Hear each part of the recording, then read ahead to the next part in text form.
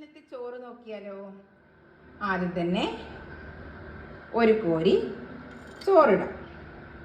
ഇന്ന് നമുക്ക് കറിയായിട്ടുള്ളത് മുരിങ്ങക്കായും പരിപ്പും കറി വെച്ചതാണ്.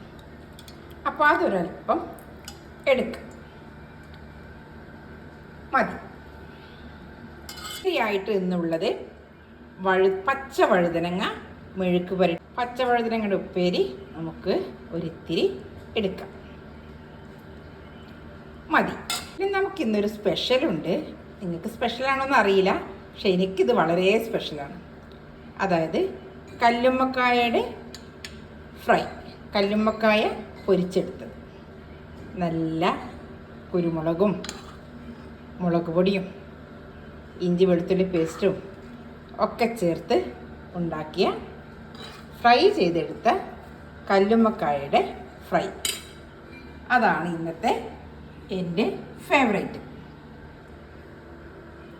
പിന്നെ നമുക്ക് ഒരൽപ്പം കണ്ണിമാങ്ങ കൂടി എടുത്താൽ ഇന്നത്തെ ഊണ് ഇവിടെ റെഡിയായി. ഓക്കെ, അപ്പോൾ ഇന്നത്തെ ഊണ് മുരിങ്ങക്കായ പരിപ്പ് കറി, വഴുതനങ്ങ മെഴുക്ക് പുരട്ടി, കണ്ണിമാങ്ങ അച്ചാറ്, കല്ലുമ്മക്കായ പൊരിച്ചത്. അപ്പോൾ നമുക്ക് ഊണ് കഴിച്ചാലോ.